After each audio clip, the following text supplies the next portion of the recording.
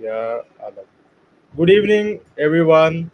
I am Ali Mastan, your host today, and I welcome you all to the Soul Show Season 2, Chapter 7, which is a tech talk for shaping the future of digital identity. And today we are dwelling into the topic which is very close to my heart, and eventually I'm working for the product of that organization. So we are working on a topic, and we will discuss about it, known as enhancing digital identity, which is a very great interest of mine. And but here is a twist: we'll be talking about how exactly we are leveraging stole coins to advance security and user experience in the new age Web3 landscape. Now, without any further delay, please join me in welcoming and let me introduce our esteemed guest speaker for the evening, who is also the founder of our organization Soulverse, Miss Kavita Ganaparthi, and it's my pleasure to introduce her as she is a leading innovator in the technology sector. Please welcome Kavita Ganaparthi, the founder and CEO of Soulverse. Miss Ganaparthi is spearheading the transformation of digital identity through her pioneering work on the world's first digital identity infrastructure, which uniquely incorporates a biometric first approach. As the creator of Solverse, she guides a team dedicated to developing secure, inclusive, and versatile decentralized identity solutions. And yeah, I'm also part of the team. I just wanted to say that as well. Absolutely, Ali. You're a big part of the team. You're not going anywhere. So, like, and beyond, and everyone knows about her technical expertise, but now here I just wanted to let you guys know what she does beyond the tech part. Like, beyond a significant technological contribution, Kavita Madam is also a graduate university from the Washington University in St. Louis. Mhm. Ms. Chakrabarti is also a respected speaker on topics including Web3, blockchain, self-sovereign identity, decentralized identities, and leadership. She is a fitness enthusiast, certified yoga instructor, wellness consultant, and an advocate for women empowerment, serving as an inspiration to women of all ages through her passion and commitment. And now, without me further delaying the introduction process. Now I just want to pass on the privilege and mic to the herself, and she can give a introduction about herself. Over to you, boss. Thank you, Ali. You're always too kind, and I have been in your hot seat earlier, and I'm on the other side today, and very graciously, introduced by you. Thank you so much, and hello, everyone. Welcome to Soul Show, season 2, chapter 7. Good morning, good evening, and good afternoon, wherever you're joining us from, which is my dialogue usually when I'm hosting, but generally. The only thing Ali missed is the only thing I want to say is that I'm a huge environmental advocate as well for the environment. I feel that it is my duty to leave a better world for our children and make sure that whether we are in the technology field and no matter what we do in the world, whether we are working, not working, we are doing something, whatever we're building, we build it with environment in our, at the forefront of our vision, as always. Because there will be nothing for us to be visionaries for eventually if we don't take that into consideration. So that is the only thing I wanted to say, Ali. Thank you so much. And let's begin. I'm eager to see what the audience have to say about what we are going to talk about today. Thank you, boss, for eventually giving us another insight into your personality about environment. So, before starting off, I just wanted to give a brief to the audience that today Madam is on the hot seat. Like, she has been very comfortable being on the host. Now she is on the hot seat. Now I'm going to ask her some good quality questions related to Solverse, digital identity, Web3, and the products as well. And I urge everyone in the audience to drop their questions in the comment section below, because we are more than happy to answer them during this show.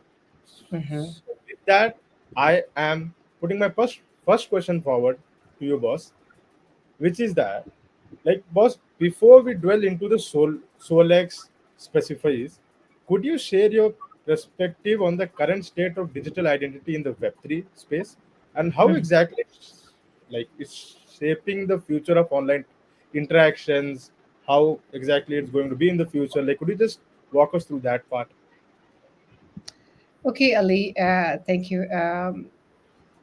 I think digital identity is very much misunderstood. When we say digital and this, and then we don't add the decentralized part to it, it is people are very confused about digital identity being either a social login or any of these other logins that enable logging into websites and financial institutions and all of that, which is basically powered by OAuths. Whether you're using your Gmail ID, whether you're using your Facebook login, or any of those.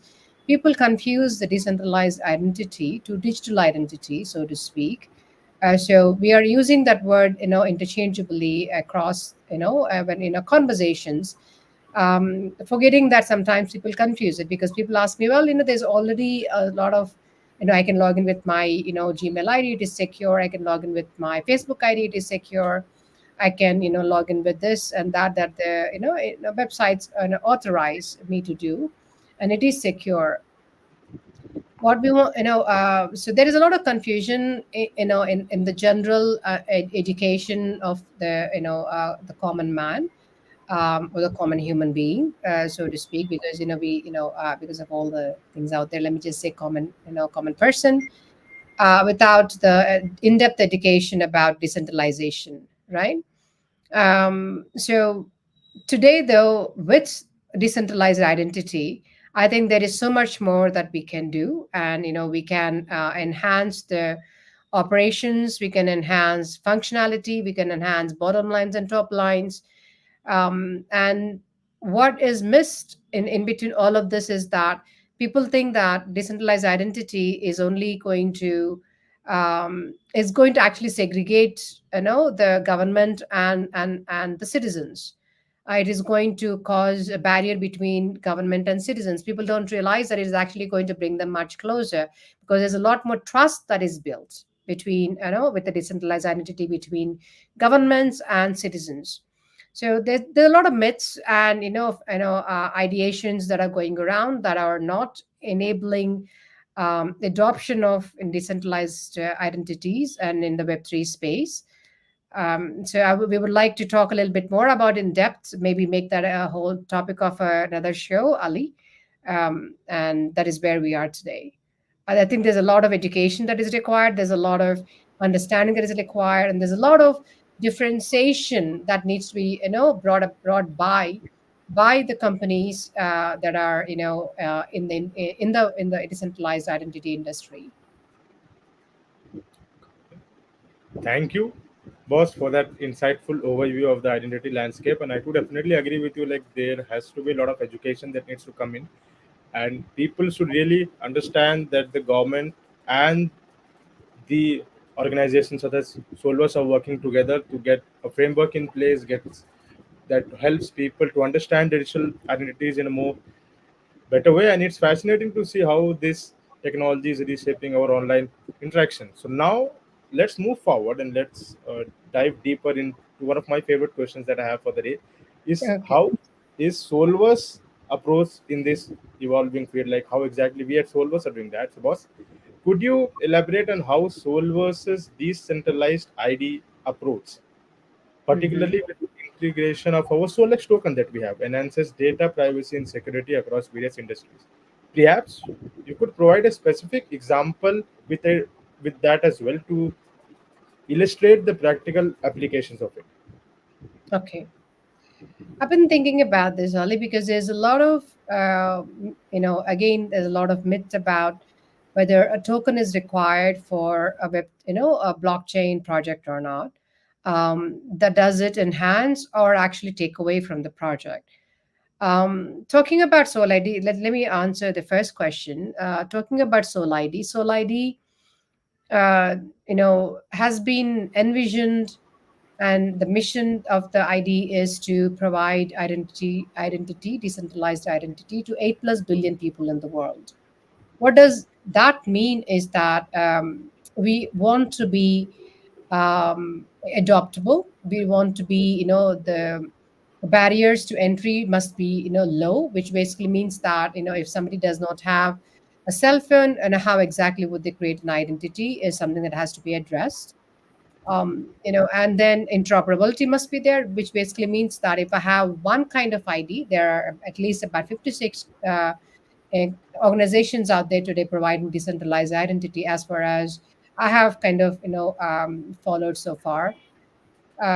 If I have any of those IDs, I should be able to interact with another ID on a different network or a different layer or anything like that. So that needs to be built in. And Soul ID has thought about all of these things: interoperability, barriers of entry, trust, security, and privacy are at the forefront of how Soul ID has been created.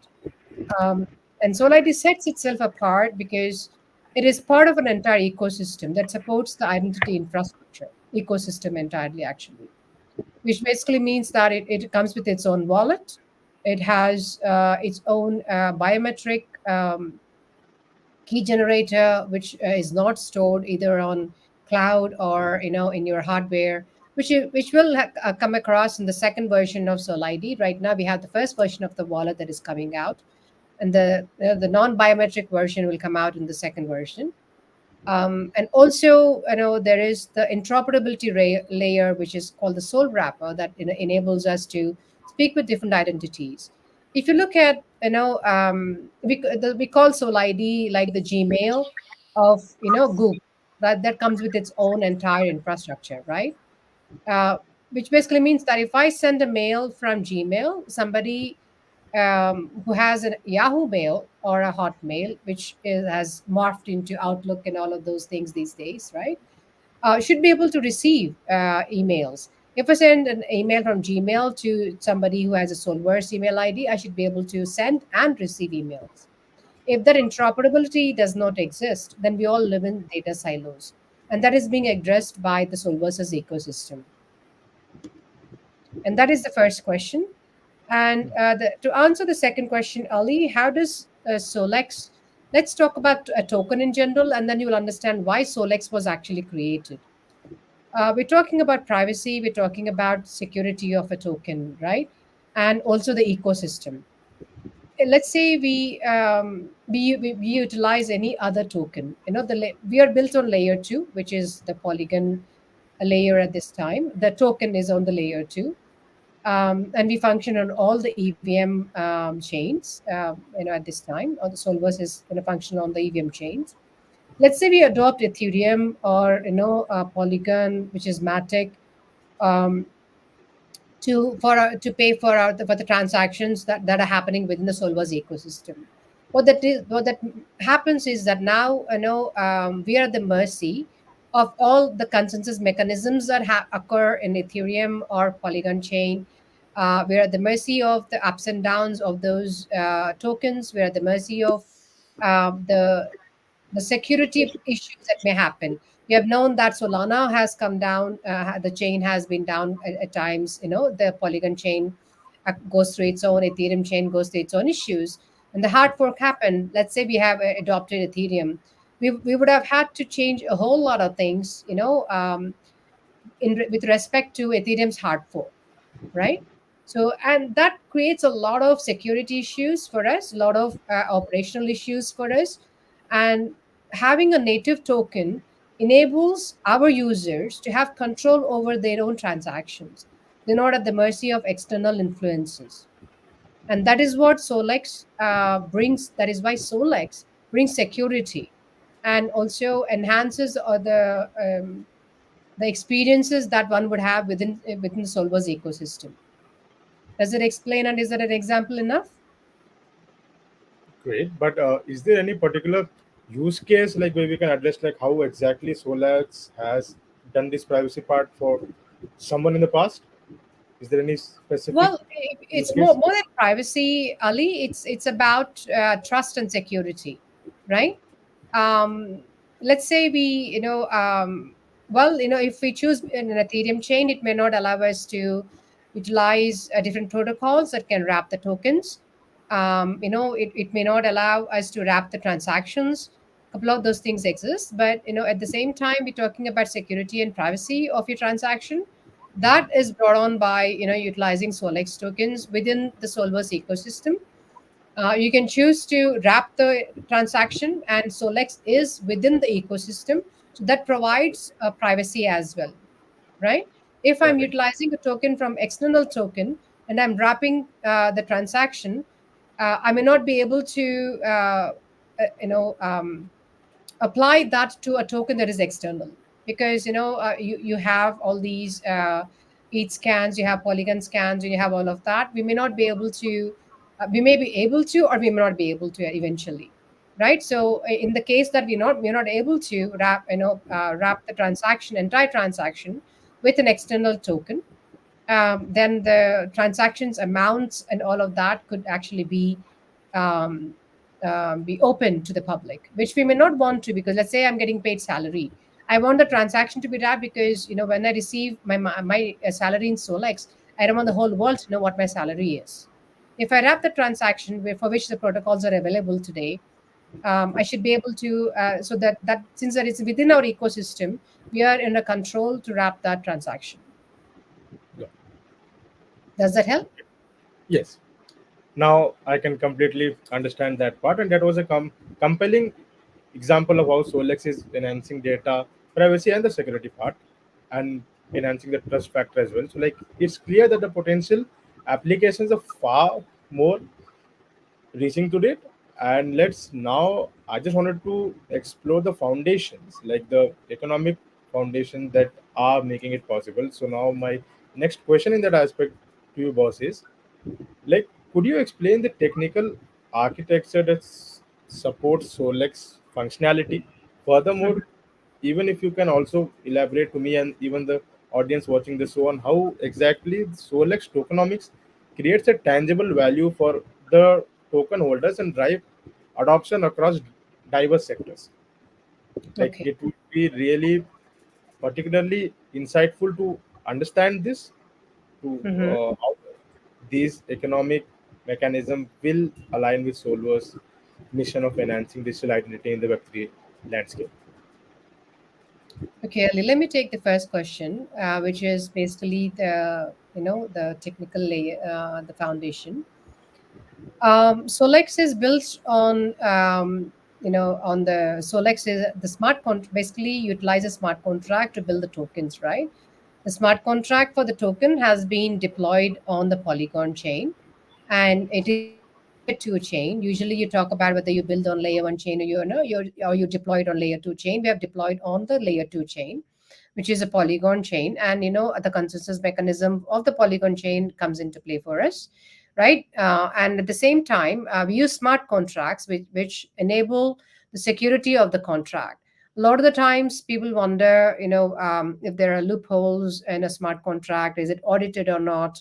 Can somebody get into the smart contract from a back door and wipe out everybody's holdings?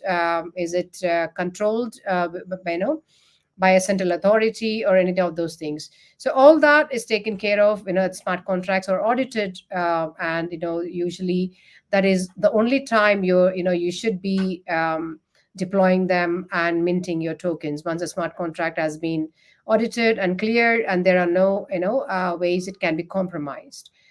To explain the tokenomics and how it enhances a user experience or financial information, um, let me go to the basics of the. It's tokens economics, right? How the token functions, how a token is supplied, how a token is distributed. All of those things are called the tokens economics.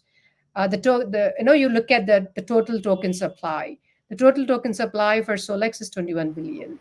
And what is the fixed or the dynamic supply?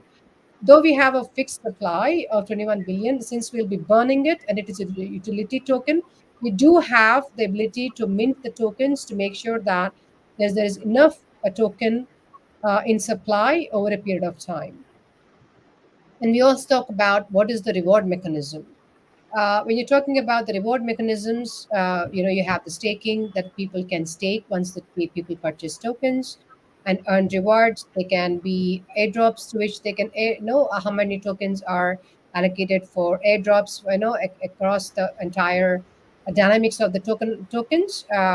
Sometimes a lot of the times it's usually about 1 to 1.5% of the total token supply that is allocated for economics in the economics to airdrops.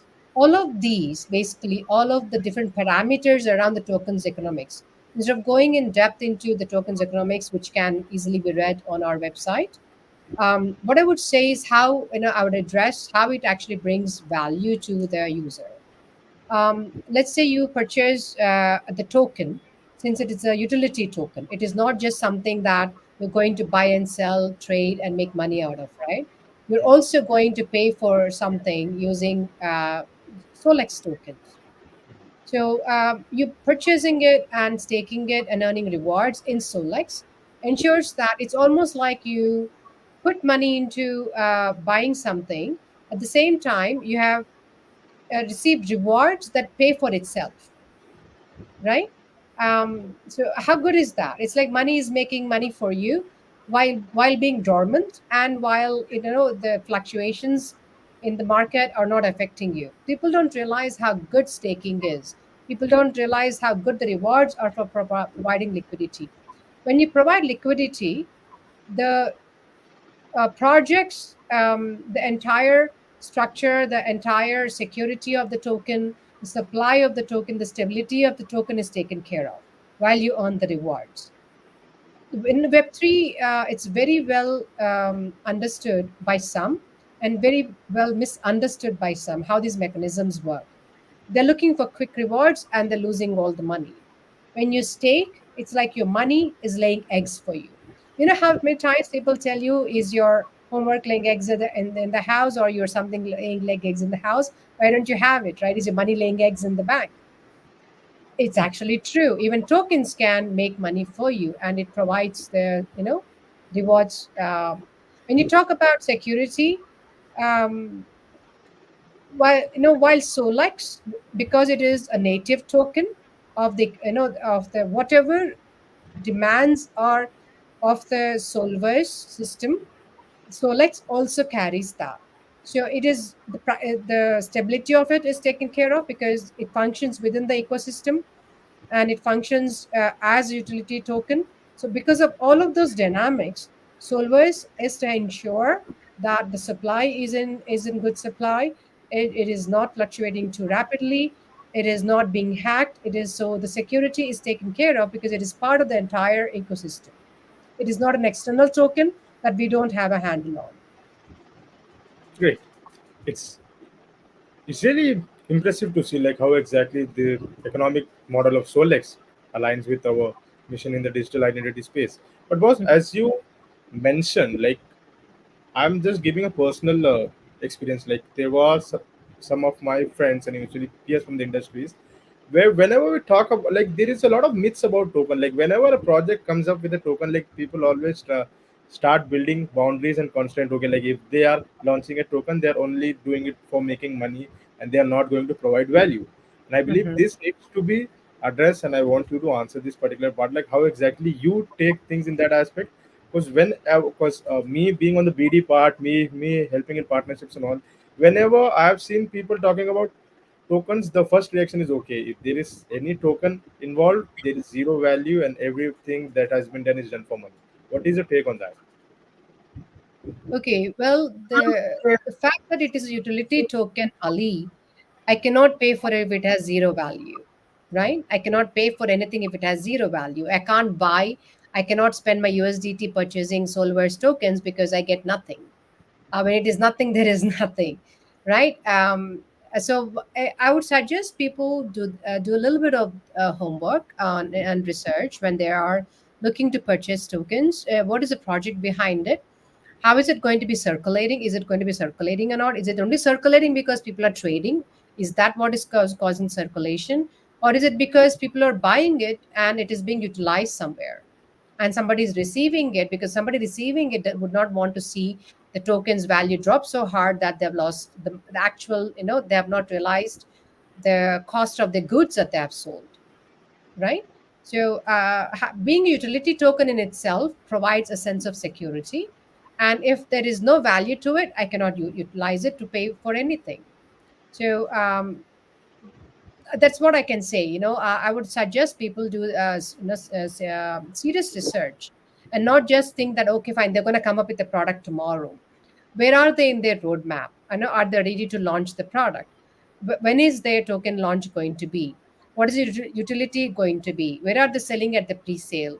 Where are they launching the token? How much is it that it's going to gain over a period of time?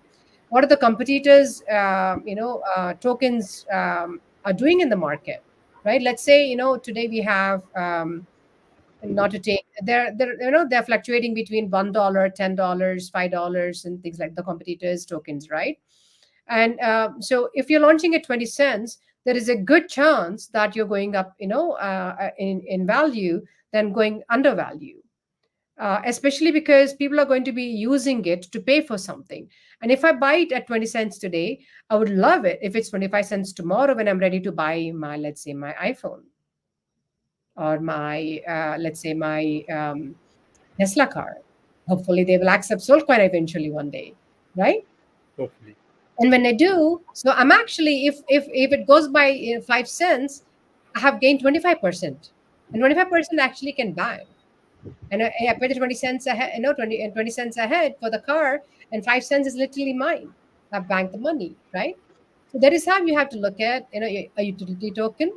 And if it goes down, how do you deal with it, right? If it goes down, then you have to, you are actually paying the value that if you have held it too long instead of using it, you may actually lose some of the value to it because of the market cycles, right? Even the utility tokens will be affected by the larger market ups and downs. We have to look at that, and buying them ahead before it launches actually gives you some intrinsic built-in value to it. And all of the different conditions that you want to look at are: where is the market going, where is the industry this particular token is going, is there market demand for this particular industry's projects? Let's say decentralized identity project, do they have demand? Where are they going to be? Are they universal? Are they versatile? Are they going to be the next best thing for a couple of years, and then are they going to drain? So you want to do a lot of research before you look at purchasing a token, whether you hold, whether you stake, whether you provide liquidity, any of those things. You want to actually, and if you're a trader, that's a different ballgame altogether. You're looking at daily ups and downs, and you are shorting, longing, whether you're buying and selling on spot. That's a different aspect altogether. Got it. So like it's one of the most impressive answers that I've got, and usually it has also cleared my mind as well. Usually have broadened my horizons. So I just also want to say the audience, like as boss mentioned, if you are investing in a token and if you are seeing any project, just have some time to go to their website, study their roadmap, see their tokenomics, see their white paper, and you will eventually get an idea of how exactly, if whether you are interested in going into that token selling, buying, and all that part. And if you want to see the Solvers part, we have our website. We are live, and you can access the white paper. You can access the tokenomics. You can see the pre-sale, and we are currently in our pink sale as well. So you guys can go to our website, see all our details, and invest in our Sol X tokens as well. Ali, let me just say that people can actually right now sign up on the and to be part of the whitelist. We will be opening up after the right now the cybersecurity testing is happening for the Solvers wallet. Once that is done, we'll be opening it up to the whitelist of testers. So go out there to our website or to social media channels and sign up to be part of the Solvers wallet version 1's testing, and let us know what features you want to be enhanced, and what features you like, and what else you would like to see in the wallet. So guys, what are you guys waiting for? Do definitely check out the website after this show and sign up for our whitelist program as well. Ali, isn't there an airdrop for testing as well? Sorry. Uh, Isn't there an airdrop for testers as well? People who test the wallet? yes, there are. Okay. All right. Okay, Thank you. great. Just clarifying. Okay, so like now let's move forward. Like I'm really curious about know from your end, like how Solverse is preparing for the future. So like in that aspect, I wanted to ask my next question. Like given the dynamic nature of blockchain, technology and regulatory landscape, how exactly Solex strategically is positioning itself to navigate potential regulatory shift and capitalize on technological advancement in the coming years. Could you elaborate on any adaptive strategies and forward thinking approach that you might have and you want to Mhm. communicate it to the audience and from this platform directly to the team as well, in which you and I are also a part of it? Okay, Ali. Well, the best way to position any token to meet the regulatory and also understand what the landscape is like is best is to reach out to one of the cryptocurrency lawyers that are very well versed with the changing landscapes of every country. And if you actually have met the rules and regulations of the country that probably you're working in, it does not mean that at the end point where your token is ending up when somebody is making a payment, you have met those regulations as well. You're going to have to understand the tokens, the breadth of its usage, and make sure that wherever you're functioning, let's say you're functioning in the NAM, which is North American region, if you're functioning in the APAC, if you're functioning in the European Union, if you're functioning in the Australian regions, where Australia, New Zealand, all of those come into play, right? You need to make sure that you follow the rules and regulations of that particular country, and the best way to do that is to find a lawyer. And entrepreneurs think, generally as entrepreneurs, as founders, we tend to think that we would like to get our hands on everything, all the information that we want to read, to be able to do anything, to be able to be the bosses of everything. But that is not how it actually should work. I don't mean it can't work. I mean, ideally you should leave the some of the skills to the experts. Leave the legal experts to the lawyers. Leave the marketing things to the marketing teams, the technical aspects to the technical team. And you make sure that as a founder, the entire vision and the mission statement is well understood by everybody, and you're constantly designing how it can be done. Coming to the token, make sure that you understand the difference between what kind of a token it is. That is one. Is it a security token? Is it an NFT? Is it a utility token? What kind of value does it have when it comes to the market? How does the government perceive it? And best thing is to get an audit report. There are a lot of token audits that can be done, not the smart contract, I mean, of what kind of token it is. So there will be somebody out there, and one of some of the best countries to go to is in Singapore, which is a lot cheaper in terms of the cost for these audits. They will tell you what kind of a token it is. They look at your tokenomics. They look at how your token flows. They look at how it is given to the users and how it is given to the users. Why is it given to the users? Who's using it and how is it used? Is it only something that you're raising money with? All of those things are going to be taken into consideration, and let you know what the government thinks your token is, not what you think your token is.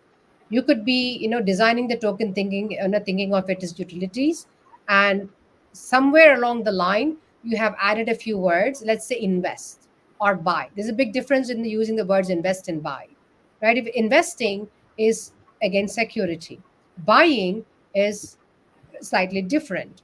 So you might want to ask your legal experts, your counsel, to give you the right words, to give the terms and conditions, your privacy policies, the tokens, audit reports, and all of that.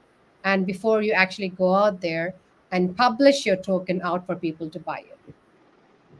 And that is the best way you can actually be on the right side of the law, no matter which country you go to. Great. So your strategies certainly seem well thought out, boss, and it's reassuring to know that Solvus is prepared for various scenarios. So now, before moving forward, I have some questions from the audience, and one is very interesting. I would like to ask that to you.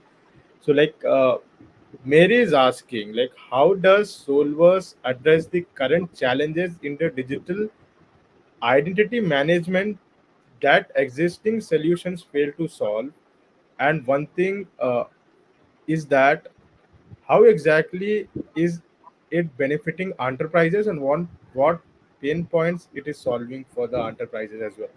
Like this is a Enterprise. question that Mary has put in our way. Okay. Hello, Mary. Thank you for the question. So, how Solidity differentiates is different from other identities, is because it comes with its own ecosystem of products that support the functioning of Solidity. Let's say I have my ID and I receive the verifiable credentials. Most of the times, that is what the DID, or the decentralized identity, is being marketed as. Like, you can receive your verifiable credentials, you can receive your student certificates, right, all of that. And you can host, and you can have your hospital records, your health records, and all of that. What it can actually also do, the Soul ID can also do, is enable your payments. Just like UPI enables your payments today in the Indian region, and and in other countries there are a few other UPI kind of solutions that are available. What Soul ID can do is it can host your credentials, and actually use them to, and while using them, it also allows you to pay for that service. A good example is, let's say I want to buy my um, get a visa, right? I have my passport in my wallet, and I want to apply for my visa. So my visa has a fee for it, right? I need to pay for my visa. So when I supply my passport to an ecosystem that accepts digital, credentials, verifiable credentials, I don't have to go into another wallet. I don't have to go into another, crypto wallet or anything like that and pay for it, and then wait for the receipt to be, transaction to happen, transaction ID mapped, and then for the visa issuer to say, okay, fine, you have paid, I've mapped the system, then I accepted your application. You can pay from your Solver's wallet itself, and it comes from your Soul ID, which basically means that your Soul ID is mapped to your bank account as well. So it is a through and through transaction. So you're not jumping from one solution to another solution to complete. Let's say even on the website right now, I apply for my visa, then I have to go into the payment system through a credit card or through a UPI, or through something like that to make the payment. I don't have to do that with the Solvers ecosystem. That is how Soul ID is extensively different from all the other identity systems, across the globe. Does it answer your question, Mary? Did I miss something, Ali? No, boss, it's clearly answers the entire question that Mary has asked, and I too believe on the same lines. Like Solos is there to eventually revolutionize this process, and we are going to do that in the nearby future. So now moving forward, I Mhm. just wanted to ask this particular question from the day I've joined the team, and you have given me bits and pieces of it. But now I just want you to give a strategic and structured answer to that, because I'm really looking forward to it. Boss, Okay. I just want to talk about our strategic uh, partnerships. Like, can you Mhm. share some insights into the key alliance we have formed at Solverse? And furthermore, how do you attribute these with like the Solex part? Like, how would you attribute to this Solex part? Like, also could you explain like how this partnership enhance the value proportion of our Solex tokens for Mhm. potential investors? Absolutely, Ali. I'm not going to take the name because the ink is yet to dry on the document. So we have partnered with a credential issuer, and this comes, in the wake of us pursuing education as our main go-to-market strategy, which brings us to 700 colleges close to, as the wallet partner. Right, these kind of partnerships enable us to, uh, like we always said, our ecosystem doesn't have to be utilized, as a whole. Soul wallet can be taken, Soul ID can be used, and Soul wrapper can be used as an API, and Soul scan also can be used as an API, right? In this case, in this particular partnership that we have completed yesterday, We will be providing our Soul Wallet to 700 plus colleges. And this will be a global partnership with them for us, and we'll be announcing it, by the end of this week or early next week, which basically means that the Solex token will be utilized, for transactions happening through the Soul Wallet. For anybody who's buying Solex tokens as part of their portfolio, or to make sure and to ensure that they gain the traction for the growth, right? As the Solex token is utilized for transactions by students, where colleges are receiving the tokens and the fees and everything in Solex, the transaction fee that Solverse receives, part of it, which is the revenue, is shared by the Solex holders. That is how these partnerships actually bring value to the Solex holder. Does it make sense, Ali? Exactly, it makes sense to me. And I just wanted to just actually say, like, first, partnerships play a crucial role in building a robust and interoperable digital identity ecosystem, and we are on the verge of making this happen. And will also enhance the value proposition for our Solex token holders as well. So now, boss, we have another question from the audience, which Mm-hmm. is quite interesting as well. So, as we move towards a more interconnected digital world, how does Solex address the challenge of maintaining cultural sensitivity and inclusivity in its global identity solutions? Now, it's a great question, and I just want you to answer this. Okay. It is slightly on the peripheral, view and vision, in the sense that we achieve that through our Solverse Foundation. Solex token, 5% of the total minted Solex tokens have been allocated to the Solverse Foundation, which will be utilized for exactly this, to bring about education across the globe, to support environmental projects across the globe, and also to provide funds to innovative ideas in the Web3, Web3 and blockchain technologies. Culturally speaking, that kind of brings about the cultural part of this entire environment, right? We take cultural ownership, and hence we have decided to do something called Solvest Foundation. This because, as you see, the deterioration of the environment, deterioration of the human values, all of those are accounted for when you do good for the world. When the Solvest Foundations Solex actually funds all of these projects, right?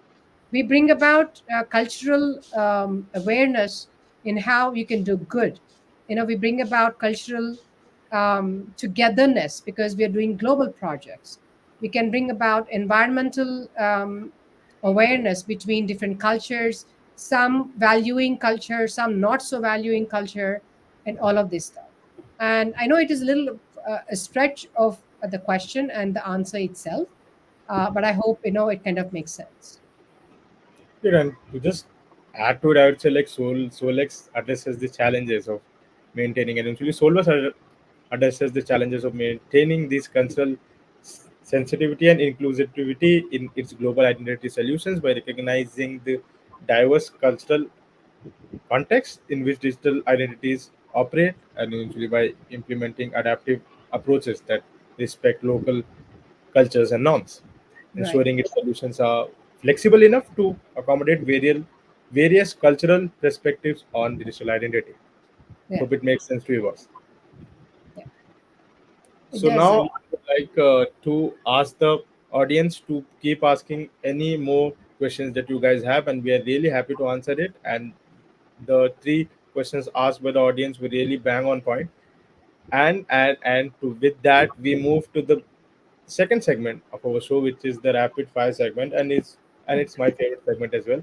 And now today I have someone who I always wanted to have in the hot seat for this rapid fire segment. So here I am just starting with that and asking the first question. So, boss, the first question for the Mhm. rapid fire segment is: if Solex Mhm. was a token, superhero, what Mhm. would its superpower be? Ali, I'm going to have to say Digital Empowerment by Soul Sarah and Privacy Pete.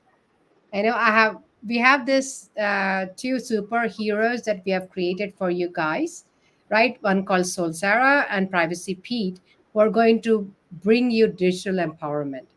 That is what it's going to be. Great. I'll choose Soul Sarah.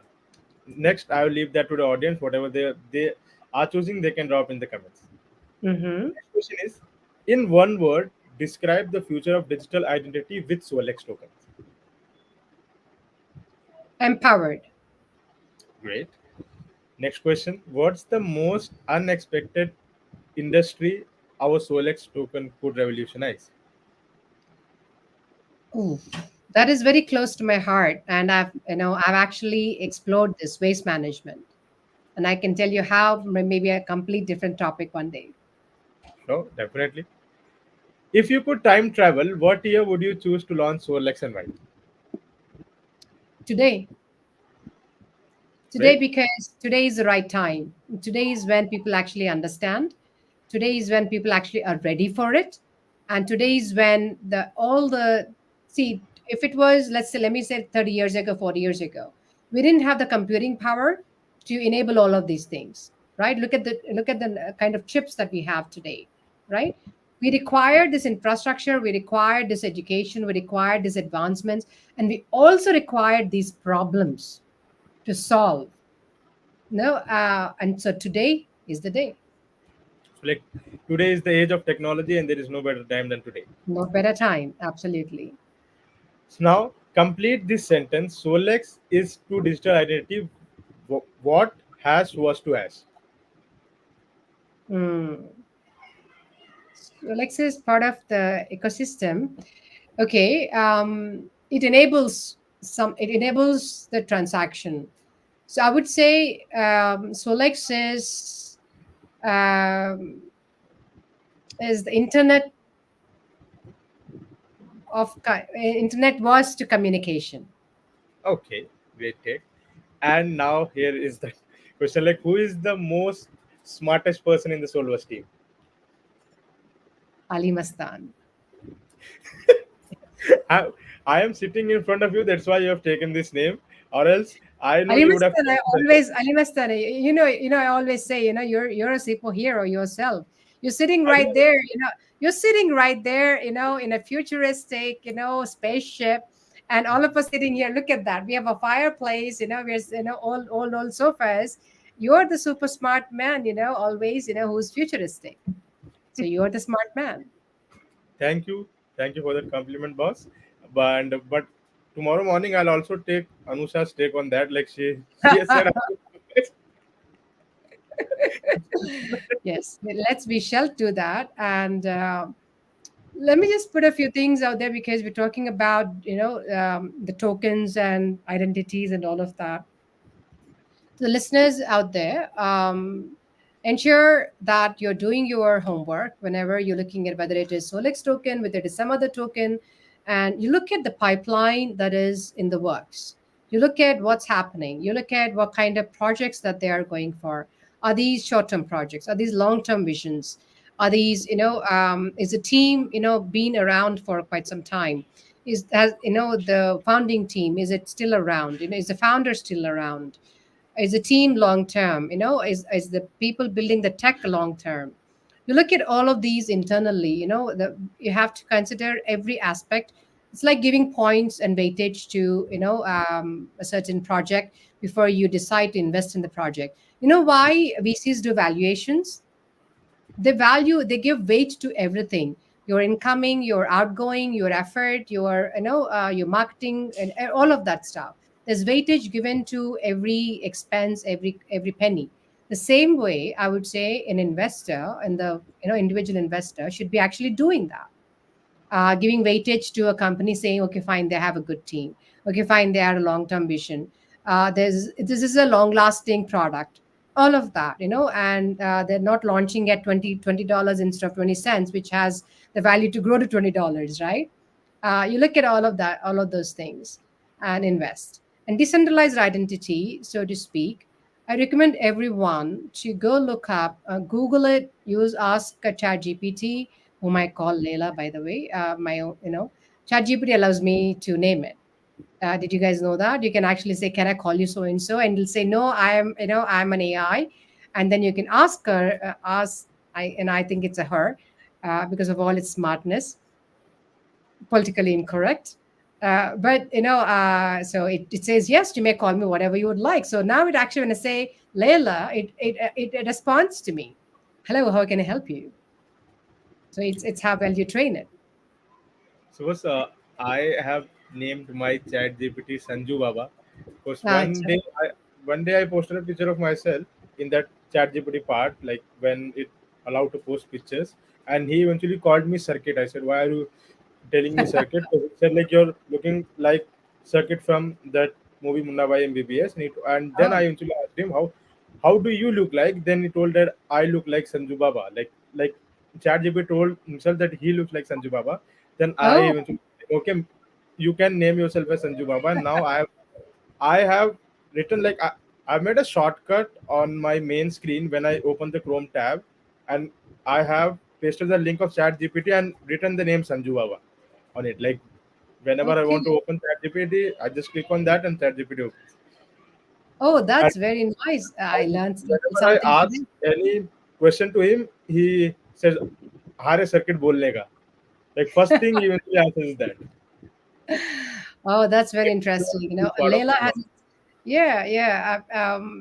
Well, that's very interesting, Ali. I'm going to try something with Layla today and something for me to get a play around Just when with. you try to post a picture, then you can ask like how exactly you look and how and what he thinks Lara looks like, and then you can name her and have a interesting conversation with them as well. Look at this, ChatGPT is a he for you and a she for me, and it can be anything for anyone. And Yeah, that is sure. the best thing about, it's all inclusive. It's a great thing. Endless possibilities of technology. That's why we say what we say. Yes, that's what, We have yeah, it is what another, it is. yeah. So now we have another. Decentralized, yeah, decentralization is going to kind of bring that kind of inclusivity to a lot of people. We can be who we are, exactly. It is our soul. And hence the name Soul ID. And everybody asks us, why do we name it Soul ID? And because ID, none of the documents we have are our identity, right? Our soul is our identity, and hence this name Soul ID. Driver's license, it allows us to drive. Passport allows us to travel.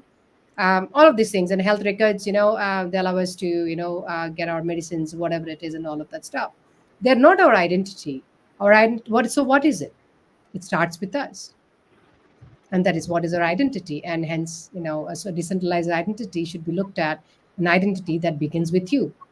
Whatever ID that you take, whatever ID that you create, whosoever's a decentralized identity providers that you use, remember that the identity starts with you, right? That is the That's why goodness of decentralized identity. whenever someone asks what is soul was, I the first answer I say is you, and then he asks, okay, why you? I said, look, like soul Solvus is a soul. Like whenever you're talking about anything from Solvus ecosystem, it directly involved with you, Hmm. your soul, and it eventually gives you an identity that is different from everyone else, as you are. And that's how we start any conversation with people, and that's my understanding whenever I try to communicate anyone soul about our Solvus products and ecosystem. And with that, boss, we have a new question from the audience. It is Okay. also a very interesting part, like what is the benefits for early adopters who want to invest in the SolX opportunity? Okay. Initially, at this time, there is the possibility of staking on the Solver's staking dashboard. If you purchase Solex tokens, you can right away stake them for 3 months, 6 months, and 12 months. And if you're not looking to sell them immediately, you can stake them all for 12 months. If you're looking to sell partially and stake the rest of them, you can stake partially for 3 months, unstake them at the time, and then sell them or use them as because by then you'll be able to probably start utilizing them as well in the ecosystem, right? and that is one thing. And we're also going to be launching the the liquidity tokens, which is called the LP tokens, liquidity protocol. Provisions and stuff like that. Once we launch the liquidity pool tokens, once we launch the pools, you'll be able to earn rewards there as well, as an early adopter. And some of the early adopters, if you buy within a certain period of time, which has actually closed, the window has closed a few days ago, but we could be bringing that up with everybody that buys through the pink sale. We're giving 10% bonus for the pink sale buyers. So there are all those things. There are several, and also imagine when if the token rises, do your own research, and you are going to be utilizing Sol tokens to purchase something. If you buy them today, and they have increased in price, like I said, you'll be paying a fewer tokens than the most tokens that you end up paying. So the many utilities, many benefits for purchasing Solex tokens ahead of time, because it is a utility token.